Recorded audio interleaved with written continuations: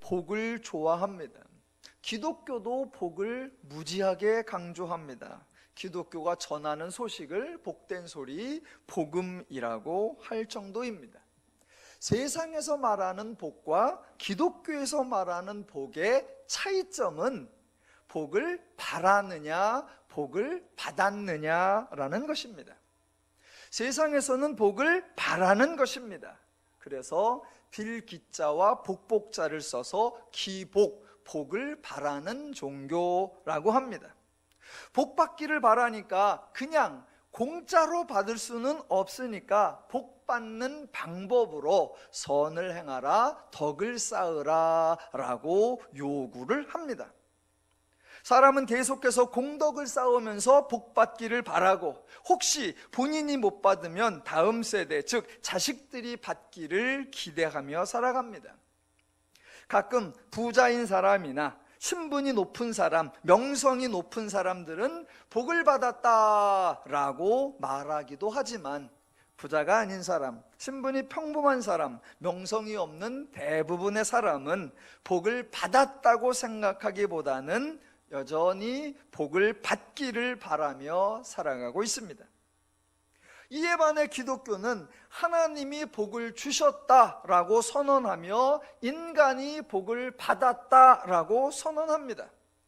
왜냐하면 인간의 가장 기본적인 문제, 인간의 행복을 파괴하는 가장 핵심적인 문제, 인간의 기쁨, 즐거움, 자유, 평안을 방해하는 가장 본질적 문제인 죄를 해결했기 때문입니다. 죄에 사로잡혀 있는 인간을 죄로부터 구원, 해방하여 하나님의 자녀, 성도가 되게 했습니다. 그래서 모든 성도가 불행의 본질적 문제로부터 해방되어 행복의 본체인 하나님께 속하게 되었습니다. 기독교는 복을 바라는 종교가 아니라 복을 준 종교, 복을 받은 종교입니다. 그래서 제가 기독교를 한문으로 임의기자와 복복자를 써서 기복종교다라고 말하는 것입니다. 제가 강조하는 것이 아니라 성경이 선언하는 것, 기독교의 본질이 바로 성도가 구원받았다, 다른 표현으로 성도가 복을 받았다라는 사실입니다. 동의하십니까? 감사합니다. 만약 혹시 동의를 하지 않으신다면 교회나 또는 목사는 복을 주려고 애쓰거나 복 받는 방법을 알려주려고 애쓰면 안 됩니다. 만약 성도가 복 받았다는 사실에 동의하지 않는다면 교회 또는 목사가 해야 할 일은 오직 하나, 복을 받았다는 사실을 알도록 가르치는 것입니다. 이것을 조금 다른 각도로 설명을 하면 타종교회는 예수가 없습니다. 예수가 없으니 당연히 예수가 행한 일도 없습니다. 그래서 타종교회는 이루어진 일, 성취된 일, 완성된 일이 없고 모든 것이 미래, 소망, 희망, 기대를 말할 뿐입니다. 반대로 기독교는 예수가 있고 당연히 예수가 한 일도 있습니다. 그래서 이루어진 일, 성취된 일, 완성된 일, 복 주신 것, 복 받은 것을 선포합니다. 그래서 만일 기독교가 복을 받읍시다, 복을 받자라고 말한다면 예수가 한 일이 없는 것이고, 예수는 십자가에 괜히 죽은 것이고, 예수가 부활했다는 것이 의미가 없어지는 것입니다. 그 이야기가 고린도전서 얼마 후에 15장에 가면 이런 표현이 나옵니다. 13절에 만일 죽은 자의 부활이 없으면 그리스도도 다시 살아나지 못하셨으리라. 그리스도께서 만일 다시 살아나지 못하셨으면 우리가 전파하는 것도 헛것이요 또 너희 믿음도 헛것이며 입니다. 고린도전서 15장이 부활과 관련된 것이니까 그 이야기를 성도 또는 복과 관련해서 표현해보면 이렇게 할 수 있습니다. 만일 성도가 복을 받은 것이 없으면 그리스도도 다시 살아나는 것이 아니니라. 만일 성도가 복을 받은 것이 없다면 우리가 전파하는 것도 헛것이요 우리의 믿음 생활도 모두 헛것이며 입니다. 기독교는 하나님이 복을 주셨고 성도인 저와 여러분은 복을 받으셨습니다. 기독교는 언제나 하나님이 은혜를 주셨다, 하나님이 복을 주셨다, 인간은 은혜를 받았다, 복을 받았다는 사실에서부터 시작합니다. 그래서 당연히 기독교는 복받는 수단, 복받는 방법을 말하는 것이 아니라 받은 복을 누리며 살고 있는가, 그것을 묻고 그것을 확인하는 것입니다. 이미 여러 번 말씀드렸던 이 내용을 오늘 다시 서두에 언급하는 것은 고린도전서 9장에 화와 상, 복과 벌이 등장하기 때문입니다. 복을 좋아하는 기독교, 이 기독교에서도 너무나 당연하게 상과 벌, 화와 복을 언급합니다. 이때 기독교에서 말하는 상과 벌, 기독교에서 말하는 화와 복이 세상에서 또는 타종교와 어떻게 다른지를 분별하셔야 한다는 겁니다. 의미가 완전히 다릅니다. 고린도전서 9장 16절 끝에서 바울은 만일 복음을 전하지 않으면 내게 화가 있을 것이로다 라고 화를 언급했고, 18절에서 그런즉 내 상이 무엇이냐 라고 상을 언급했습니다. 바울이 화와 상을 언급했지만 이것은 인간의 행동에 대해 하나님이 화를 내리고 하나님이 상을 내린다, 그런 의미가 전혀 아닙니다. 결혼을 하나 예를 들어보겠습니다. 두 남녀가 서로 교제하다가 드디어 결혼을 해서 가정을 꾸립니다. 결혼을 해서 가정을 꾸민 부부는 이제 결혼이라는 표현을 거의 사용하지 않습니다. 결혼은 이미 이루어진 일, 완성된 일, 성취된 일이기 때문입니다. 이제 두 사람에게 남은 것은 결혼 생활, 가정 생활입니다. 행복하게 사는가, 즐겁게 사는가, 화목하게 지내는가, 신나게 사는가, 자유롭게 사는가, 저희 표현대로 하면 결혼을 누리며 사는가, 그것이 핵심입니다.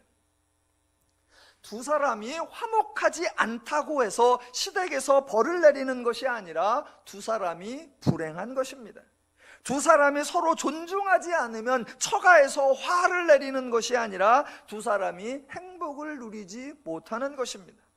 반대로 두 사람이 서로 존중하면 시댁에서 상을 내리는 것이 아니라 가정이 화목한 것입니다. 두 사람이 서로 사이좋게 지내면 처가에서 복을 내리는 것이 아니라 두 사람의 생활, 결혼 생활, 가정 생활이 행복한 겁니다. 화나 복이라는 용어를 사용한다고 해서 하나님이 화를 내리고 하나님이 상을 준다, 그런 의미가 아닙니다. 그래서 16절에 바울이 말한 화가 있을 것이로다, 이 말은 자신이 성도로서 행복하지 못할 것을 의미하는 것이었고, 18절에서 말한 내 상이 무엇이냐, 이것은 자신이 성도로서 성숙되고 성도답게 성도의 삶을 누리며 사는 것을 의미하는 것이었습니다. 바울이 말한 상, 기독교에서 말하는 상과는 전혀 다른 의미의 상이라는 표현이 고린도전서 9장에 하나가 나옵니다. 그런데 상이라는 용어가 같기 때문에 개념을 혼동하는데 그것이 바로 24절입니다. 굳이 별도의 설명이 필요 없고 듣는 순간 너무나 자연스럽게 이해가 되는 상이라는 용어입니다. 일단 읽어보겠습니다. 24절. 운동장에서 다름질하는 자들이 다 달릴지라도 오직 상을 받는 사람은 한 사람인 줄을 너희가 알지 못하느냐. 정답은 안다입니다. 예, 저와 여러분이 잘 압니다. 여기서 말하는 상은 말 그대로 대회나 경쟁에서 우승자에게 주는 상입니다. 실제로 운동장에서 많은 사람이 달려도 상을 받는 사람은 1등 한 사람입니다. 예, 이 말이 맞습니다. 그런데 한 가지 질문. 지금 바울은 24절을 말하고 있는데 이 24절이 세상의 원리가 이렇다고 소개하는 것입니까? 하나님의 원리가 이렇다고 소개하는 것입니까? 정답은 24절은 세상의 원리가 이런 것이다 라고 소개하는 겁니다. 그래서 여기서 말하는 상은 기독교의 상과는 아무 상관이 없고 세상에서 일반인들이 매우 당연하고 평범하게 여기는 상이라는 개념일 뿐입니다. 만약 24절이 하나님의 원리라면, 하나님의 원리도 여러 사람을 다름질하게 하고 그 중에 1등 한 사람만 상을 주는 그런 방식이라면 하나님과 세상이 다를 바가 무엇입니까? 하나님도 잘난 놈만 좋아하고 하나님도 뛰어난 사람만 상을 주시나요? 하나님도 인간끼리 경쟁을 시키고 그 중에서 우열을 가립니까? 하나님이 각 사람에게 알맞게 달란트를 주셨다라고 말해놓고 그 달란트를 서로 비교해 가면서 가장 좋은 달란트, 가장 뛰어난 재능, 가장 위대한 능력에게만 상을 주시냐 그 말입니다. 만약 그렇다고 한다면 하나님과 죄가 뭐가 다를까요?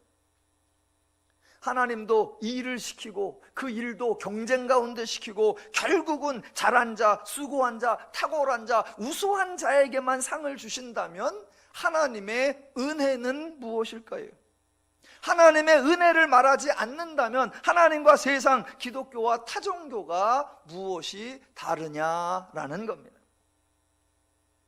성경에 기록되어 있다고 해서, 바울이 말했다고 해서 모두 하나님의 원리일 거다라고 오해나 착각을 하지 마시기를 부탁드립니다. 24절 마지막에 바울이 너희도 상을 받도록 이와 같이 다름질하라 라고 합니다. 많은 사람들이 24절을 하나님의 원리, 기독교의 원리로 착각을 하기도 합니다. 그 근거가, 그 이유가 바로 24절의 맨 마지막 바울이 너희도 상을 받도록 이와 같이 다름질하라 라고 권면하니까 이게 그냥 하는 말이 아니고 바로 하나님의 원리, 바울의 권고일 거다라고 생각을 하는 겁니다.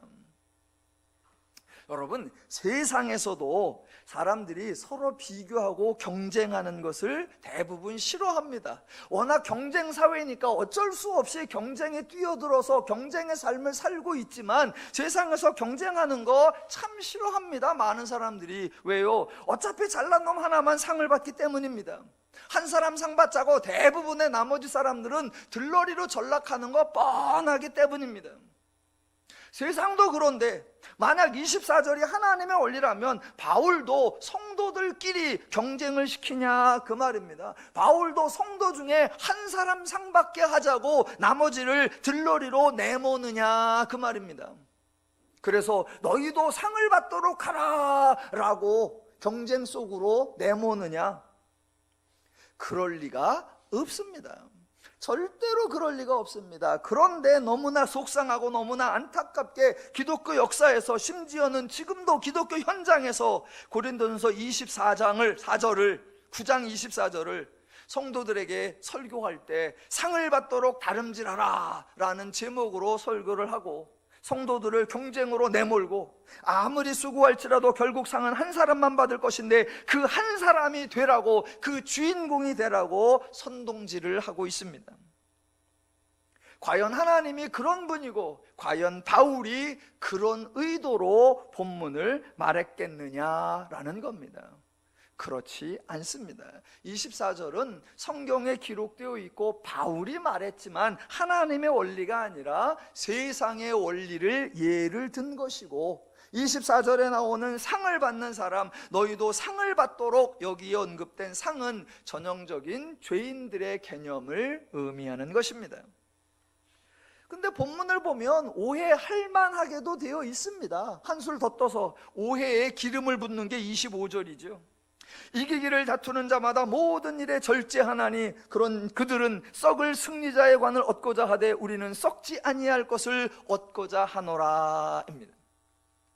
24절에서는 다름질하는 자들을 언급하더니 25절에서는 더욱 구체적으로 이기기를 다투는 자마다라고 단지 경기에 임하는 정도가 아니라 이겨야 한다고 강조하는 것 같고, 더 나아가 이기기를 다투는 자마다 모든 일에 절제하나니 라고 이기는 방법, 승리하는 수단, 상받는 기술을 전시해 주는 것 같습니다.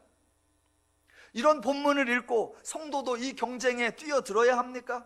이 경쟁에 일단 뛰어들면 무조건 이겨야 합니까? 도대체 바울이 말하는 다름질하는 것과 이기기를 다투는 것은 무엇을 이기자는 것일까요? 세상 사람들과 경쟁해서 이겨야 하는 겁니까? 그리고 그 이기는 방법이 절제입니까? 혹시 여러분이 이제 본문을 읽으면서 은혜를 받고 다짐을 하죠. 그래서 바울이 본문에서 이기라고 했구나, 그러니까 이겨야겠구나 일단 다짐을 하고, 바울이 또 이기는 방법으로 절제를 언급했으니 나도 매사에 절제해야 되겠구나 라고 하신 적 있으시지요? 자, 만약 그러신 적이 있다면 우리 솔직하게 한번 따져봅시다. 만약 여러분이 이기기를 원하고 이기려고 절제를 하신다면 그 결과 무슨 상을 받고 싶으십니까? 나는 지금 성경이 하라는 대로 해, 나는 성경의 권면을 따르고 있어, 성경이 이기려고 하니까 나도 이기라고 하고, 성경이 절제하라니까 내가 그 힘든 절제를 하려고 해 라고 성경대로 한다고 만약 말씀하신다면 그 결과 여러분은 무엇을 얻고자 하십니까? 바울은 25절 끝에서 그들은 썩을 승리자의 관을 얻고자 하되 의리는 썩지 아니할 것을 얻고자 하노라 그랬습니다. 그럼 여러분도 다름질하는 분으로서, 이기려고 하는 분으로서, 다투는 분으로서 썩을 승리자의 관이 아니라 썩지 아니할 것을 기대하시지요? 아니잖아요. 마치 앞에서는 바울의 말을, 성경의 가르침을 따르는 것처럼 다짐을 듬뿍 해놓고, 성경에서 하라는 대로 절제를 순종하는 것처럼 해놓고, 그래놓고 뭘 받고 싶어요? 썩지 아니하는 거는 상관없고, 썩는 것이라도 그저 좋은 거, 높은 거, 크고 강한 거, 그거잖아요. 아주 성경을 왜곡하시는데 탁월한 은사들이 있으세요. 제가 개인적으로 큐티를 반대하는 이유가 바로 이런 것 때문입니다. 아침에 일어나서 눈 비비고 일어나 성경 몇 구절 보면서 그 본문의 메시지를 발견하고 그 중에서 하나 적용하려고 각오와 다짐을 하면, 그런 방식이라면 24절로 27절에 당연히 아마 한 90% 이상은 상 받기 위하여 절제하며 살자, 이런 결론에 도달할 겁니다. 그런 큐티로는 기독교가 예수의 사역을 통해 이미 죄 문제를 해결하였고 성도는 이미 구원받음으로 복을 받았다는 사실, 그래서 바울이 말하는 화나 상이 세상에서 말하는 화나 상일 리가 없다라는 사실을 분별할 수가 없습니다. 그래서 24절이 성도를 경쟁으로 몰아넣는 것이 아니고, 25절이 이기기를 독려하는 것이 아니고, 이기는 방법으로 절제를 제한하는 것이 아니라는 것을 파악하기가 참 힘듭니다. 그러니까 제가 이런 걸 할 때마다 정말 딜레마예요. 큐티를 반대론자인데 큐티를 하지 마시고, 제 생각에는 제가 하고 싶은 말은 큐티 하실 시간에 차라리 성경을 읽으십시오 라고 합니다. 그런데 어차피 성경을 안 읽고 그나마 큐티 조금 하고 있는데 그것도 하지 말라라고 하면 둘 다 안 하니, 그럼 어쩔까? 그러면 둘 중에 하나라도 성경을 읽으라, 안 읽으시니까 큐티라도 하라라고 해야 되나? 그냥 제 결론은 그럴 바에는 큐티도 하지 마십시오. 그럼 아무것도 안 하느냐? 그냥 하지 마세요. 그리고 주일날 오셔서 들으시고 그러시면 됩니다. 제일 좋은 건 자주 읽으시는 거죠. 자주 읽고 많이 읽고. 혹시 큐티를 그래도 난 하시겠다, 하십시오. 그러시면서 제발 섣불리 은혜 받으려고 하지 마시고, 빨리 적용하려고 하지 마시고, 왜 이런 말을 했을까? 왜 이렇게 표현을 했을까? 도대체 무슨 의미일까? 의심을 하시고 고민을 하시고 오셔서 질문을 해주시기를 주님의 이름으로 부탁을 드립니다. 자, 바울이 왜 24, 25절에서 하나님의 원리가 아니라 세상의 원리를 예를 들어놨을까?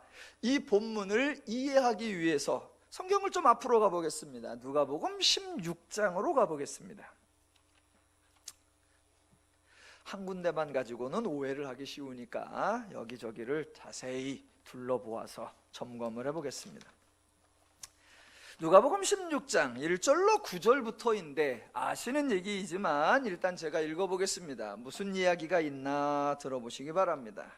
또한 제자들에게 이르시되 어떤 부자에게 청지기가 있는데 그가 주인의 소유를 낭비한다는 말이 그 주인에게 들린지라.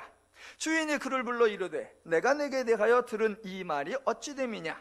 내가 보던 일을 세마라. 청지기 직무를 계속하지 못하리라 하니 청지기가 속으로 이르되 주인이 내 직분을 빼앗으니 내가 무엇을 할까? 땅을 파자니 힘이 없고 빌어먹자니 부끄럽구나. 내가 할 일을 알았도다. 이렇게 하면 직분을 빼앗긴 후에 사람들이 나를 자기 집으로 영접하리라 하고 주인에게 빚진 자를 일일이 불러다가 먼저 온 자에게 이르되 내가 내 주인에게 얼마나 빚졌느냐? 말하되 기름 100마리니이다. 이르되 여기 내 증서를 가지고 빨리 앉아 50이라 쓰라 하고 또 다른 이에게 이르되 너는 얼마나 빚졌느냐? 이르되 밀 100석이니이다. 이르되 여기 내 증서를 가지고 80이라 쓰라 하였는지라. 주인이 이 옳지 않은 청지기가 이를 지혜 있게 하였으므로 칭찬하였으니 이 세대의 아들들이 자기 시대에 있어서는 빛의 아들들보다 더 지혜로움이니라. 내가 너희에게 말하노니 불의의 재물로 친구를 사기라. 그리하면 그 재물이 없어질 때에 그들이 너희를 영주할 처소로 영접하리라 입니다. 예전에 제가 비유를 설명할 때 비유의 이야기는 설정이다. 비유를 사실로 보지 말고 설정된 이야기이고 그 비유의 결론이 무엇이냐, 그 결론이 남아야 된다라고 설명을 드린 적이 있습니다. 그런데 지금 누가복음 18장 16장 1절로 9절에 이 비유의 핵심이 무엇인지 많은 사람들이 혼동합니다. 혼동하는 이유가 뭐냐? 9절 때문입니다. 9절을 보시면 내가 너희에게 말하노니 불의의 재물로 친구를 사귀라. 그리하면 그 재물이 없어질 때에 그들이 너희를 영주할 처소로 영접하리라. 예수님이 말씀하셨거든요.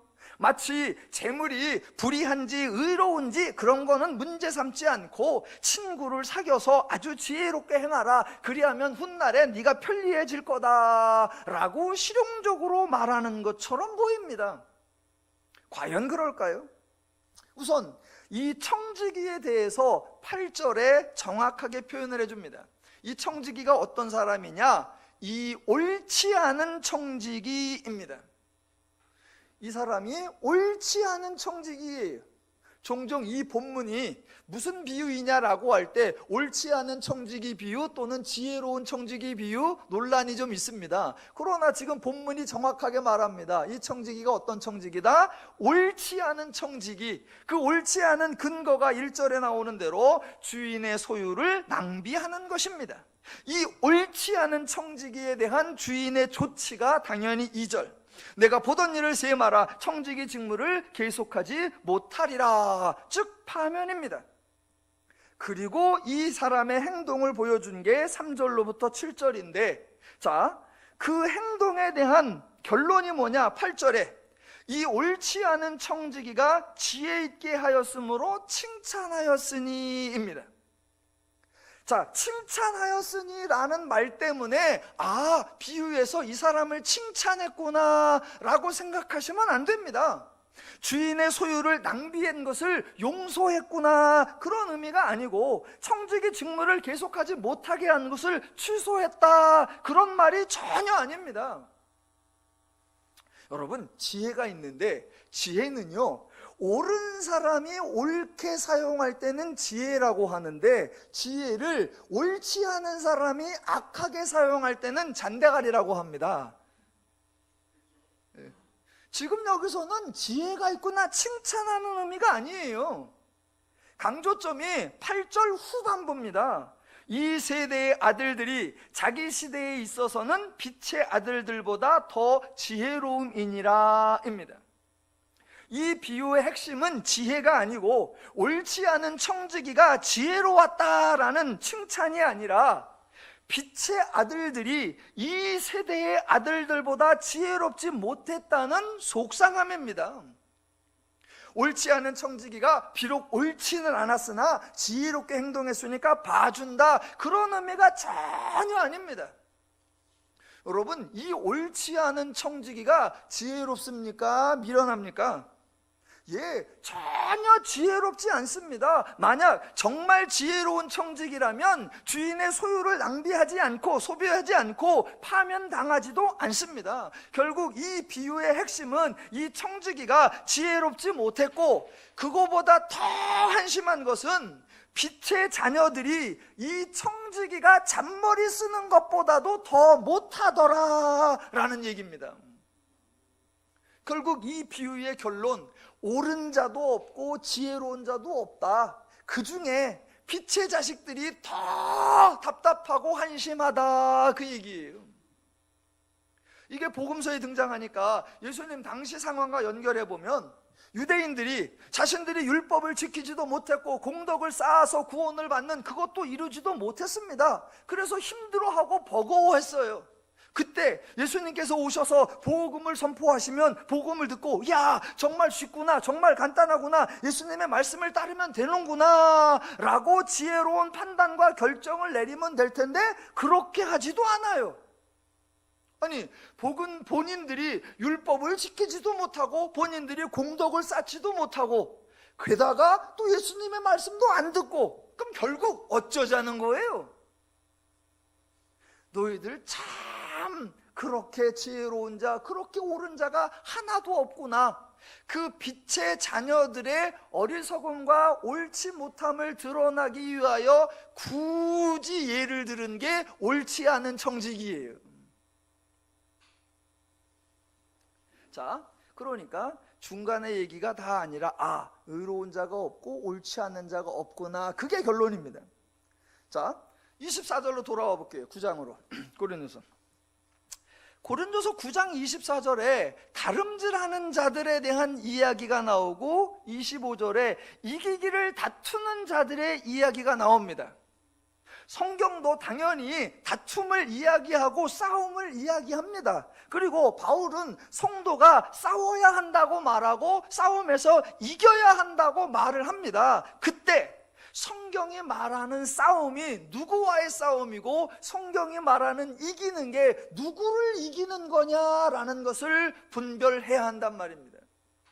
성경이 말하는 싸움은 사단과의 싸움이고 바울이 말하는 싸움도 사단과의 싸움 또는 죄와의 싸움입니다. 절대로 다른 사람과의 싸움, 다른 사상과의 싸움, 다른 종교와의 싸움 아닙니다. 기독교는 사람과 싸우는 거 아니에요.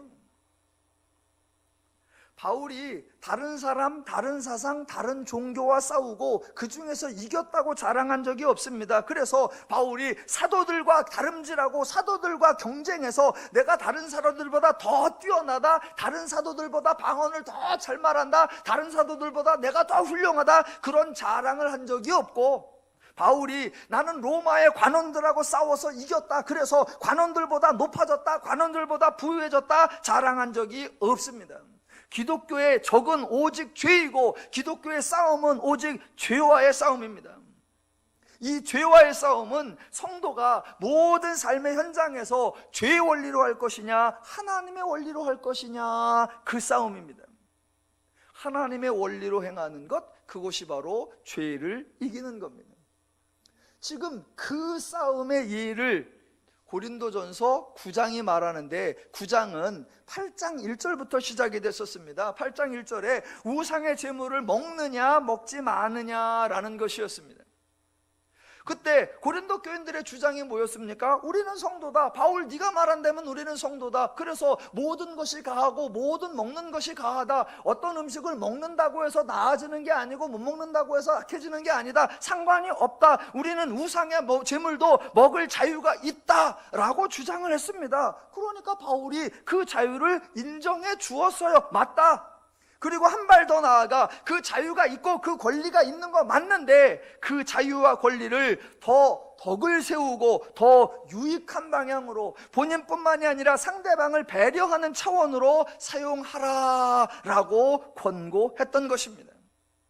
그러니까 성도들의 주장을 지식의 차원으로 인정해 주면서 가능하면 지식에 머물지 말고 사랑까지 나아가라라고 권고했습니다. 그렇게 권고를 하면 행여 명령이나 의무나 책임으로 여길까봐 그런 것이 아니다라고 충분히 설명하면서 바울 자신도 자유와 권리를 가지고 있지만 자유와 권리를 쓰지 않는 쪽으로 사용해서 본인도 좋고 상대방에게도 덕을 세우고 있다라고 예를 들었습니다. 지금 계속해서 바울이 강조하는 게 뭐냐? 성도에게 자유와 권리가 있다. 그런데 그 자유와 권리를 죄의 원리로 사용하는 방법과 하나님의 원리로 사용하는 방법 중에 하나님의 원리로 사용하라라는 겁니다. 성도에게 자유가 권리가 있다, 그 소리를 딱 하면 바로 죄가 속에서 꿈틀꿈틀 말을 걸죠. 그래, 너 자유가 있어, 너 권리가 있어, 그러니까 딴 사람 신경 쓰지 마, 네 자유인데 딴 사람이 뭔 상관이야, 네 하고 싶은 대로 해, 네 마음대로 해. 그때 하나님의 원리가 또 이렇게 말합니다. 쓰지 않을 권리를 사용하면 너도 좋고 옆 사람도 좋다, 이거예요. 바울이 말하는 싸움, 바울이 말하는 이기기를 다투는 것, 그게 바로 죄의 원리로 할 것이냐 하나님의 원리로 할 것이냐, 그 싸움이었습니다. 자, 그런 싸움이다. 성도와 경쟁, 성도의 경쟁이 사람 간의, 세상 간의 경쟁이 아니라 죄의 원리냐 하나님의 원리냐는 경쟁이고, 죄의 원리냐 하나님의 원리냐는 이기는 싸움입니다. 그런 관점에서 24절을 다시 보겠습니다. 자, 16장에서 스토리 전개상 등장하는 이야기와 그 이야기에서 강조하는 결론이 무엇인가를 분별하는 게 중요하다고 했는데, 여기서도 마찬가지입니다. 우선 바울은 24, 25절에서 일반적인 이론을 예를 든 겁니다. 운동장에서 다른박질하는 자들이 다 달릴지라도 상을 받는 사람이 한 사람입니다. 그러니까 만약 다른박질을 하는 그 수고를 하면 당연히 상을 받도록, 즉 수고의 결과, 수고의 열매가 있도록 해야 합니다. 만약 다른박질을 신나게 했는데, 다른박질은 수고해서 했는데 아무것도 받은 것이 없다면 헛수고를 한 겁니다. 그러니까 다른박질을 하려면 열매와 결과, 상이 있도록 해야 된다. 그렇게 상이 있도록 하려고 하면 25절, 일반적으로 이기기를 다투는 자마다 모든 일에 절제하더라 라는 겁니다. 자, 25절에서 중요한 것은 절제가 아닙니다. 일반적으로 여러분, 세상살이는 경쟁입니다. 경쟁에서 이겨야 됩니다. 이기려면 어떻게 해야 됩니까? 절제. 그래서 운동을 예를 들면 운동선수들이 체중 조절을 위해서 먹고 싶은 것을 절제합니다. 놀고 싶은 것을 참습니다. 쉬고 싶은 것을 인내합니다. 그렇게 인내하고 참고 절제할 때 승리할 수 있습니다. 그런 얘기를 하는 게 아니에요. 지금 바울은 절제를 승리의 방법으로 제시하는 것이 아니고 참는 것과 인내를 미덕으로 소개하는 게 아닙니다. 그 이상이에요. 자, 사실은 쉬운 얘기인데 성경에 있으니까 괜히 어려워 보이는 겁니다. 보세요. 세상에서 다름질을 하는 자 또는 이기기를 다투는 자, 그 사람 앞에 두 가지 행동 원리가 있습니다. 하나는 경기를 해야 되는데, 경기에 뭐 신경을 써, 경기에 뭐 내가 체중 조절을 해, 경기에 내가 무슨 컨디션 조절을 해, 그냥 나가서 그냥 뛰면 되는 거지 라고 생각하는 방식. 이번 경기에서 이기려고 하니까 내가 안 먹는 게 좋겠다, 내 컨디션 조절을 하는 게 좋겠다, 내가 잠을 덜 자는 게 좋겠다, 또는 잠을 푹 자는 게 좋겠다. 자기 앞에 두 가지 양식이 있습니다. 그때 이 사람은 나는 체중 조절을 하는 게 좋겠다, 잠을 충분히 자는 게 좋겠다, 가서 노는 걸 좀 줄이는 게 좋겠다 라고 생각한 것을 결정해서 선택해서 행동하더라 라는 겁니다. 자, 누가 억지로 훈련을 안 하면 화를 낼 거다, 또 절제를 하지 않으면 벌을 내릴 거다, 그렇게 명령하거나 억지로나 의무가 아니라 자기에게 유익한 결과를 만들어내기 위하여 기꺼이 즐거움으로, 기쁨으로 자기의 생활을 조절하는 그것을 선택하더라 라는 겁니다. 지금 24절의 결론이 뭐냐? 세상에서 다름질하고 경쟁하고 이기기를 다투는 자도 자신에게 유익하고 자신에게 좋게 생각되는 것을 결정하고 따르더라 라는 겁니다. 지금 24절이 절제가 승리의 방법이다 라고 예를 든 것이 아니라 절제하는 것이 내게 승리하는 것에 유익이 되겠다라고 생각한, 자기가 좋게 생각한 것을 결정하고 행동하더라 라는 겁니다. 그 결론을 이제 성도에게 적용해야 합니다. 그러니까 성도에게 다름질하는 이야기, 상받는 이야기, 절제하는 이야기가 아니라 다름질하는 이야기의 결론을 적용해야 합니다. 자, 성도도 영적 싸움을 하고 선한 싸움을 하고 원리 싸움을 하고 그 싸움에서 이겨야 하는 자입니다. 그렇다면 당연히 성도도 이기는 싸움을 해야 하는데, 이기는 싸움을 하려면 우선은 자기 자신에게 죄의 원리가 유익한지 하나님의 원리가 유익한지를 분별해야 하고, 그렇게 분별을 한 다음에는 하나님의 원리가 나에게 유익하겠구나 라고 분별된 그 좋은 것, 너에게 유익한 것, 네가 하고 싶은 것, 그것을 하라 라고 지금 권면하는 겁니다. 지금 바울이 왜 이야기를 자꾸 하냐면, 마치 성도들이 하나님 때문에 억제당하고 제압당하고 압박당하고 포기당하고 희생당하고 그런 게 아니라는 얘기입니다. 종종 성도들 중에 그런 느낌이 있습니다. 세상 사람들은 저 하고 싶은 대로 다 하는데 성도는 자기 거 다 포기하고 오직 하나님의 뜻을 따라 하나님의 영광을 위해서 살아 라는 생각을 한단 말입니다. 그런 생각은 생각을 해서도 안 되고, 그런 말을 해서도 안 되고, 그런 행동을 해서는 더더욱 안 됩니다. 하나님을 위해 나의 삶을 포기하고 하나님의 영광을 위해 나의 삶을 희생하고 하나님의 뜻을 위해 나의 뜻을 버렸다, 이런 것은 기독교에서 도무지 등장해서는 안 되는 말입니다. 도리어 기독교는 정반대로 나와야 됩니다. 내가 원래는 똑똑한 줄 알았고 내가 많은 것을 안 줄 알아서 내가 보기에 이게 제일 좋은 줄 알아서 그래서 나는 늘 그거를 했어. 그랬는데 성경을 읽어보니까, 성경을 배워보니까 내가 모르던 하나님의 뜻이 나오고 하나님의 원리가 나오는데, 그동안 내가 알고 있던 내 뜻과 성경에 배운 하나님의 뜻을 비교해보니까 하나님의 뜻이 훨씬 더 좋더라고. 하나님 방법이 훨씬 더 쉽더라고. 하나님의 원리가 나에게 훨씬 더 유익하더라고. 그래서 둘 중에 나는 뭐 하기로 했는 줄 알아? 쉬운 거 하기로 해서, 좋은 거 하기로 해서, 유익한 거 하기로 해서, 내가 하나님 뜻 따르기로 했어. 정말 좋아. 이렇게 나와야 되는 줄로 믿습니다. 그래서 기독교는 언제나 뭐가 나와야 돼요? 기쁨이 나와야 되고, 즐거움이 나와야 되고, 자랑이 나오고, 스스로 대견해하는 게 나와야 됩니다.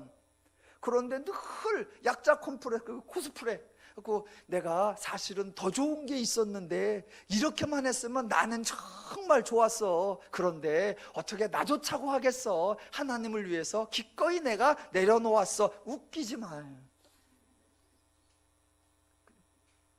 바울은 그런 의미에 협박을 하지도 않고 희생이나 양보를 요구하지도 않고 계속해서 지금 뭐 하는 거예요? 너에게 죄의 원리와 하나님의 원리 중에 둘 중에 하나님의 원리를 따르라, 이 얘기가 아니라 네가 분별해라. 둘 중에 어느 것이 좋은지를 생각하여보고 계산해보고 따져봐라. 그래서 너는 뭐를 하라? 좋은 것을 하라예요. 좋은 것을 하라. 좋은 것을 하라. 자, 그런 권면으로 이어가면서 26절과 27절에 보면 한 가지는 무엇을 하지 아니하겠다라고 말하고, 다른 것은 이런 것은 하겠다라고 두 가지를 선언합니다. 먼저 26절. 그러므로 나는 다름질하기를 향방 없는 것 같이 아니하고 싸우기를 허공을 치는 것 같이 아니하며입니다. 그걸 반대로 표현해보면, 다름질을 하려면 방향을 제대로 잡고 해야 되고, 싸우려고 하면 타켓을 제대로 알고 해야 된다라는 겁니다. 그러니까 하지 않겠다라는 게 중요한 게 아니라 바르게 알아야 한다라는 게 전제입니다. 바르게 알지를 않고 헛수고를 하지 않기를 원하는 거 불가능합니다. 나는 헛된 일, 헛수고, 헛된 노력 절대로 안 할 거야. 아니요. 그걸 안 하려고 하는 게 아니라 바르게 알고 옳게 알고 참되게 알아야 합니다. 그래서 알아서 이게 좋아, 그래서 좋은 것을 해야 합니다. 성도 알아야죠. 내가 복을 받았다라는 사실을 알아야죠. 그걸 모른다면 복을 받으려는 미련한 행동, 복을 받으려는 향방 없는 행동, 복을 받으려는 허공을 치는 것 같은 행동 하지 않을 수가 없습니다. 그래서 나는 향방 없이 하지 아니하고 허공을 치지 아니하리라, 그 다짐을 할 것이 아니라 반대로 바르게 알으리라, 옳게 알으리라, 참되게 알으리라, 제대로 알으리라. 성경을 읽어야 되겠구나, 성경을 배워야 되겠구나, 성경을 알아야 되겠구나. 아멘 나올 때까지 할 겁니다.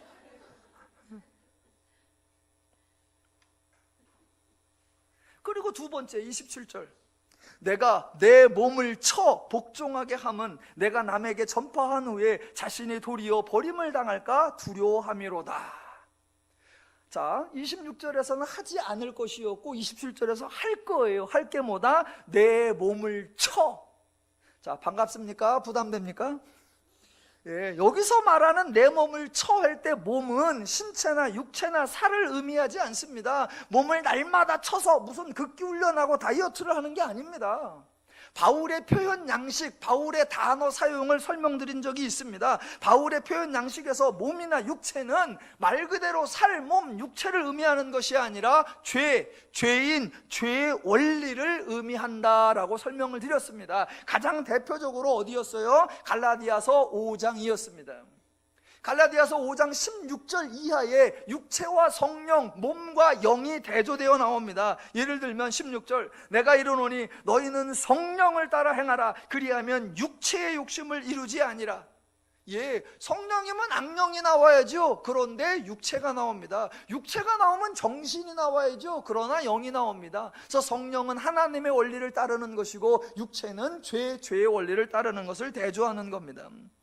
그래서 16절 이하 다시, 내가 이르노니 너희는 성령을 따라 행하라. 그리하면 육체의 욕심을 이루지 아니하리라. 육체의 소욕은 성령을 거스리고 성령은 육체를 거스리나니 이 둘이 서로 대적하므로. 갈라디아서 5장 19절, 육체의 일은 현저하니. 이어서 22절, 오직 성령의 열매는입니다.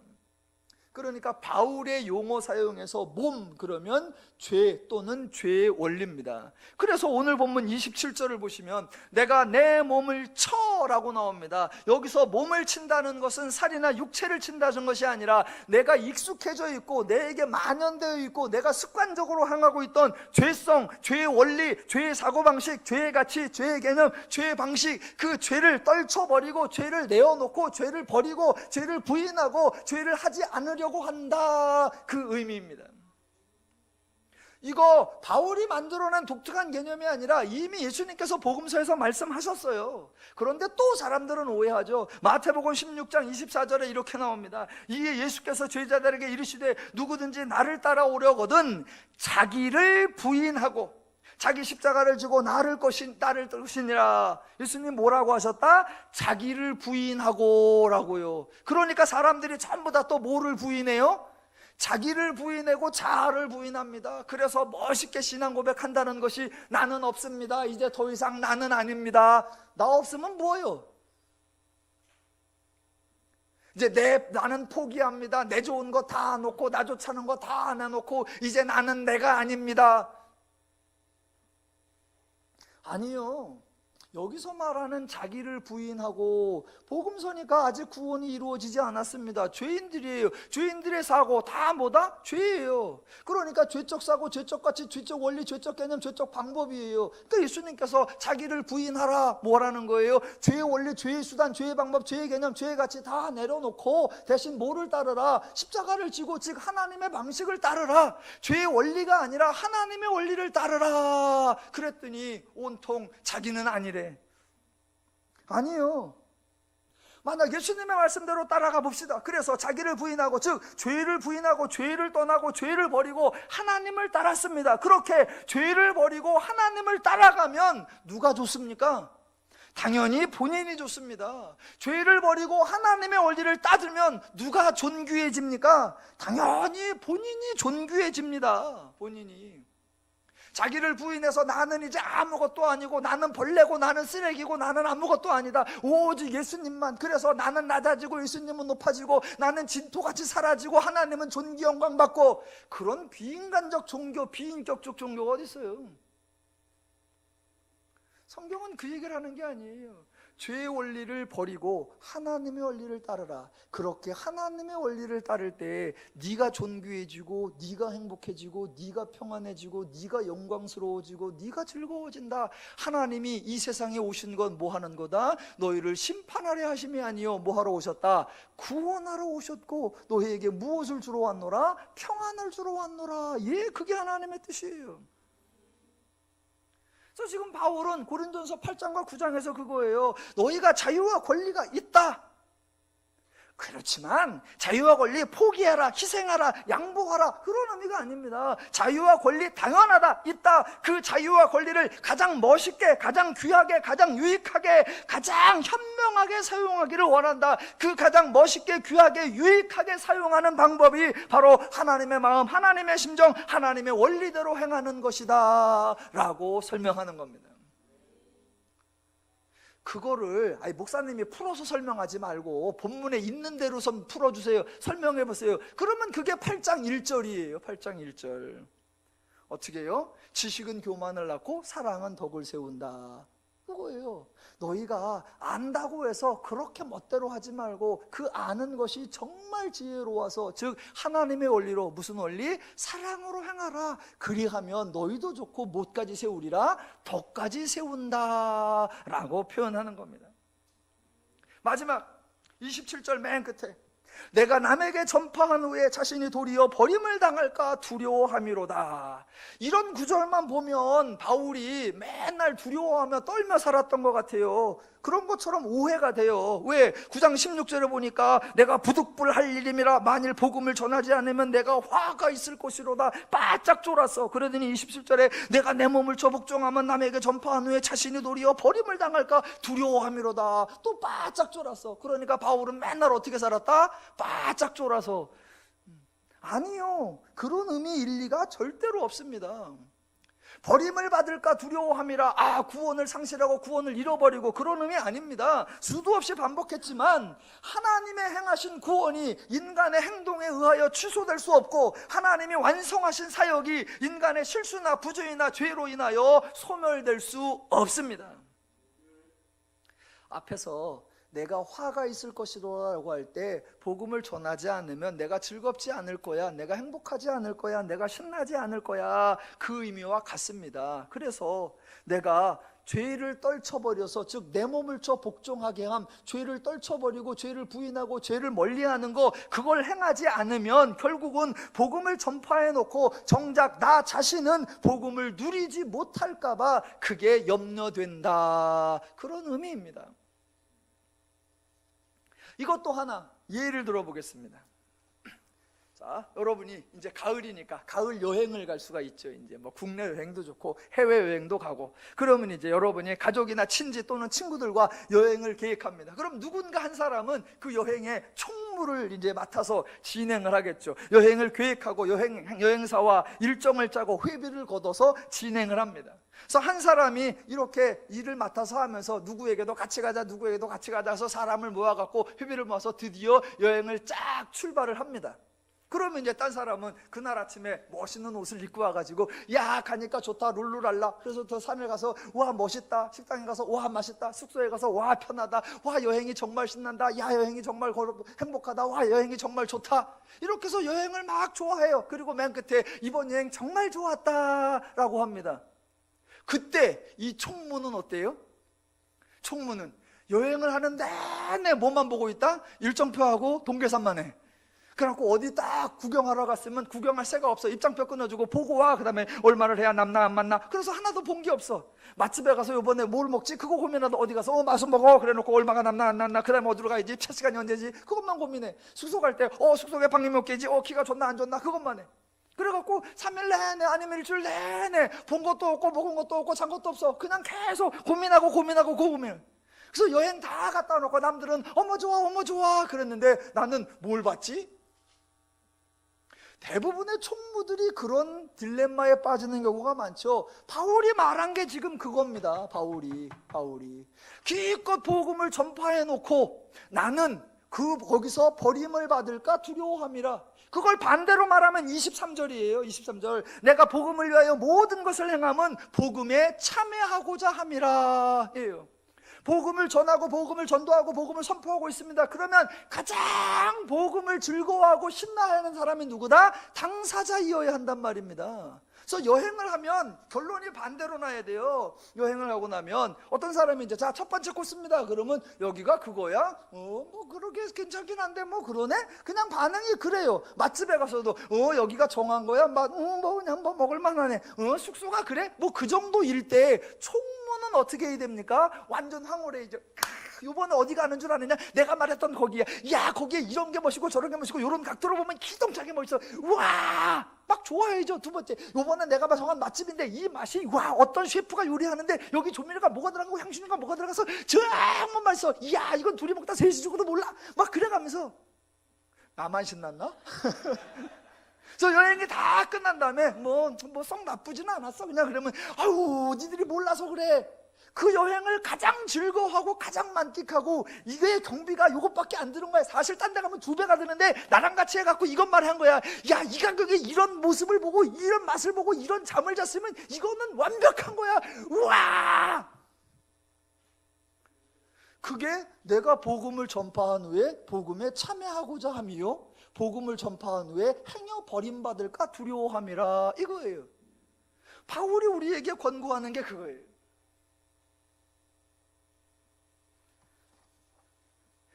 여러분, 바울의 사고방식과 사람들의 사고방식에 차이가 하나 있습니다. 만약 일반적인 관점, 일반적인 기준을 가지고 바울의 삶을 살펴보면 바울은 결코 복된 삶을 살았다라고 말하기가 조금 힘들어 보입니다. 외형상으로 신분이 높아진 것도 아니고 낮아졌고 상황이 좋아진 것이 아니라 나빠졌습니다. 말년에는 감옥에 갇혀 있었고 감옥에 있을 때 많은 사람들이 찾아왔느냐? 그렇지도 않았던 것 같습니다. 그래서 겨울에 감옥에서 몹시 춥게 지냈어요. 오는 사람도 없습니다. 그래서 굳이 디모데에게 편지를 써서 네가 나를 좀 만나러 왔으면 좋겠다, 그리고 올 때는 좀 두터운 옷을 갖다 줬으면 좋겠다라고 말할 정도였습니다. 일반적 세상 사람들의 기준에 의하면 인생을 다 산 후에 말년이 어떠했는가, 그에 과연 무엇을 남겼는가, 그런 거를 따집니다. 그런데 바울은 정반대입니다. 바울은 말년이 어땠는가, 무엇을 남겼는가가 아니라 바울은 사는 순간, 매 순간을 어떻게 살았느냐라는 겁니다. 매 순간 내가 하나님의 은혜를 누렸는가, 매 순간 내가 행복을 누렸는가, 매 순간 내가 유익한 삶, 복된 삶, 하나님의 원리를 적용하는 삶, 하나님의 가치와 개념과 원리와 방법을 실천하는 삶, 존귀한 삶을 살았는가, 바울은 그걸 말합니다. 그래서 지금 뭐 하는 거예요? 우상의 제물을 먹느냐 안 먹느냐라고 할 때 내 세에 가서 상이 있냐 없냐, 다음 세대에 가서 면류관이 있냐, 그런 거 얘기 안 해요. 16절에 화가 있을 것이로다, 말년에 화가 또는 벌이 있을 것을 두려워한다, 그런 의미가 아니고 18절 상이 무엇이냐, 죽은 후에 가서 받을 면류관을 기대하는 거 아니고 24절 너희도 상을 받도록 이 인생을 마친 후에 받을 보상 의미하는 거 아니고 27절에 나오는 자신이 도리어 버림을 받을까, 이것도 말년을 걱정하는 거, 내세를 걱정하는 게 아니라 모두 현재의 삶, 고린도 교인들이 현재 만나고 교제하고 있는 사람들과의 삶, 당장 우상의 제물을 먹을 것인가 말 것인가, 그래서 주변 사람들에게 어떻게 유익을 줄 것인가, 그 현재의 삶을 말하고 있습니다. 저는 이 구절을 이렇게 보면서 바울이 복음 전도자로서의, 바울은 복음 전도자의 예를 든 거고 여러분은 각자의 하나님의 소명의 예를 경험해야 되겠죠. 바울은 자신의 목회를 참 즐거워하면서 그 복음에 참여하고자 간절히 말았습니다. 저는 저 자신과 우리 주변의 목사님들을 종종 비교해 봅니다. 목사님들이 복음을 전해요. 하나님의 나라를 선포해요. 그래 놓고 실제로 목회를 즐거워하는가, 실제로 복음에 참여하고자 간절해하며 행여 복음을 전하고 나서 버림을 받을까 두려워하고 있는가? 저는 주변에 여러분, 목회라는 단어를 딱 생각하면 기쁨, 즐거움이에요? 힘듦, 어려움이에요? 제가 기대하는 정답은 알고 계시죠? 네. 목회 그러면 기쁨, 즐거움, 행복, 좋은 것, 신나는 것, 행복한 거예요. 그런데 실제로 가보면 목회 그러면 목회는 가시밭길입니다, 목회는 십자가의 길입니다, 목회는 어려운 길입니다. 아니요. 저는 이렇게 설교합니다. 그러면서 뭐 하길 원한다? 복음에 참여하고자 한다. 저는 이렇게 설교하면서 걱정합니다. 행여 이렇게 복음을 전하고 버림을 받을까 두려워함이라. 여러분의 삶 속에도 경쟁이 있고 다투는 것이 있습니다. 뭐 하고요? 죄의 원리냐 하나님의 원리냐. 그때 어떻게 하셔야 됩니까? 하나님의 원리가 여러분에게 좋다는 것을 아시고 그 좋은 것, 그 유익한 것, 그 값진 것, 여러분에게 보탬이 되는 것, 사랑의 원리, 주변에 덕을 세울 수 있는 원리, 모두가 행복해질 수 있는 원리, 그 하나님의 원리를 실천하는 더누림교회, 그 하나님의 원리를 구현하는 더누림 성도 되시기를 주님의 이름으로 축원합니다. 기도하겠습니다.